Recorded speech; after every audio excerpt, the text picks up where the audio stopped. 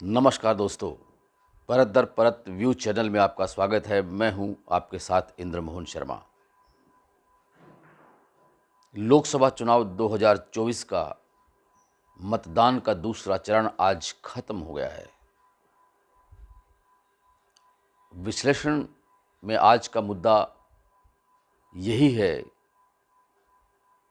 कि दूसरे चरण का मतदान क्या कहता है। पहले चरण का मतदान 19 अप्रैल को हो चुका था, जिसमें बहुत कम प्रतिशत में वोटिंग हुई थी। और अब दूसरे चरण का जो मतदान हुआ है उसमें पहले चरण की अपेक्षा कुछ ज़्यादा मतदान हुआ है। यह एक अच्छी बात है। लोकतंत्र को जीवित रखने के लिए चुनाव में मतदान अवश्य करना चाहिए।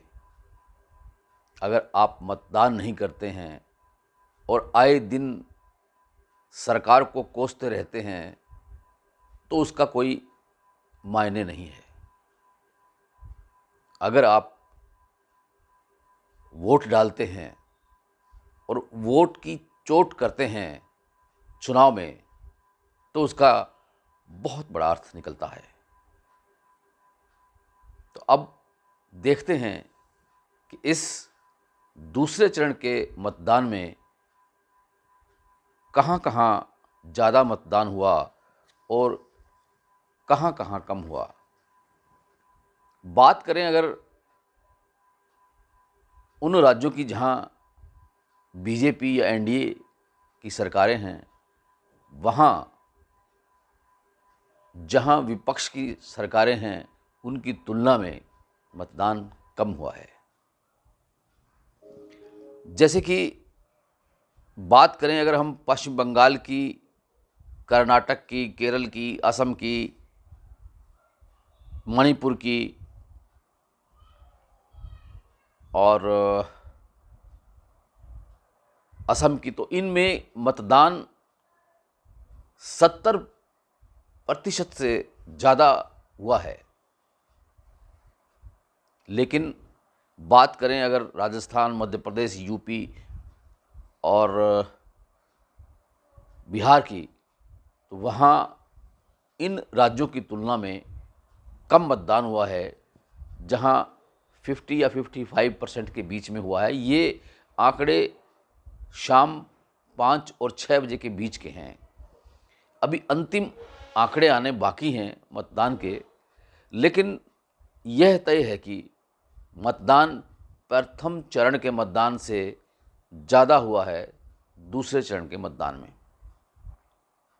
इस बीच ईवीएम को लेकर सुप्रीम कोर्ट का एक बड़ा फैसला आया है और सुप्रीम कोर्ट ने साफ तौर से कह दिया है कि ईवीएम में कोई गड़बड़ी नहीं है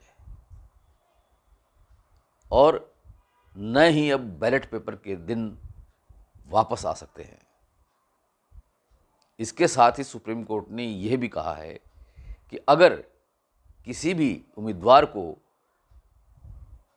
मतदान के बाद या मतदान के दौरान अगर ये लगता है कि ईवीएम में कहीं गड़बड़ी हुई है, तो वह चुनाव परिणाम आने के 7 दिन के भीतर भीतर इसके बारे में शिकायत कर सकता है और उस शिकायत की जांच की जाएगी, चुनाव आयोग करेगा। लेकिन उसका खर्च जो भी होगा, क्योंकि जांच जो है वो इंजीनियरिंग टीम नहीं करनी है, तो जो भी खर्चा होगा वह खर्चा उसी उम्मीदवार को देना पड़ेगा जो शिकायत करता होगा। अगर उसमें गड़बड़ी पाई जाती है तो खर्चा नहीं लिया जाएगा और अगर कोई गड़बड़ी नहीं पाई जाती है तो वह सारा खर्चा उसे देना होगा। चुनाव आयोग ने भी सुप्रीम कोर्ट के इस फैसले का स्वागत किया है। लेकिन अब सबसे बड़ा सवाल ये उठता है कि विपक्ष के नेता जितने भी थे वो अक्सर यही आरोप लगाते रहे हैं ईवीएम पे कि ईवीएम में गड़बड़ी करके ही बीजेपी या एनडीए के उम्मीदवार जीत दर्ज करवाते हैं। लेकिन अब सुप्रीम कोर्ट के इस फैसले के बाद विपक्षी दलों के पास इस तरह के आरोप लगाने के लिए कोई जगह बाकी नहीं बची है। प्रथम चरण के मतदान और दूसरे चरण के मतदान के बीच में देश में विपक्षी दलों के नेताओं और सत्ता पक्ष के नेताओं के बीच जिस तरह से चुनाव प्रचार के दौरान जो बयानबाजियां की गई हैं, आरोप प्रत्यारोपों का सिलसिला चलाया गया है, उससे माहौल बहुत गर्म हुआ है। और इतना ही नहीं, विवादित बयानों को लेकर इस बारे में प्रधानमंत्री नरेंद्र मोदी और कांग्रेस के नेता राहुल गांधी तक को भी चुनाव आयोग ने कारण बताओ नोटिस जारी किया है और 29 अप्रैल तक उसका जवाब उनको देना होगा। इसका मतलब साफ है कि अगर कोई भी किसी भी तरह की कोई गड़बड़ी अगर कोई करेगा तो उसके खिलाफ कार्रवाई की जाएगी। खैर, अब सवाल ये भी उठता है कि ये दूसरे चरण का जो मतदान जो हुआ है उसमें किन बड़ी हस्तियों का, उन उम्मीदवारों का सियासी भविष्य ईवीएम में कैद हुआ है।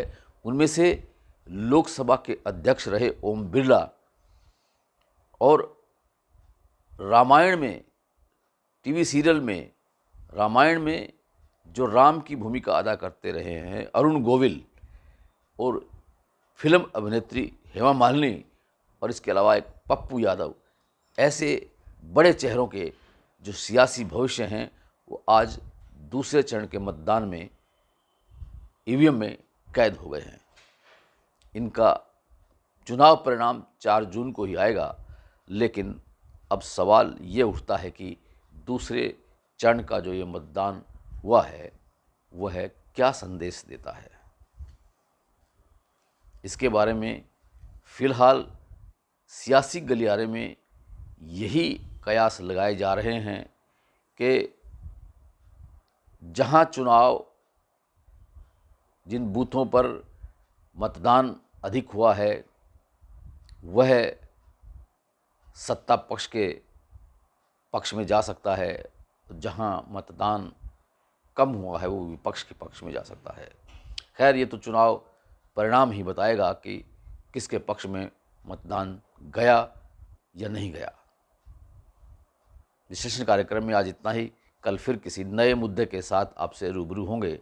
तब तक के लिए इंद्र मोहन शर्मा को इजाज़त दीजिए।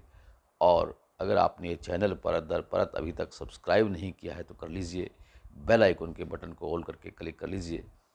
ये वीडियो अगर पसंद आया हो तो इसे लाइक कीजिए, शेयर कीजिए अपने मित्रों को, अपने दोस्तों को। आपका बहुत बहुत धन्यवाद, बहुत बहुत शुक्रिया।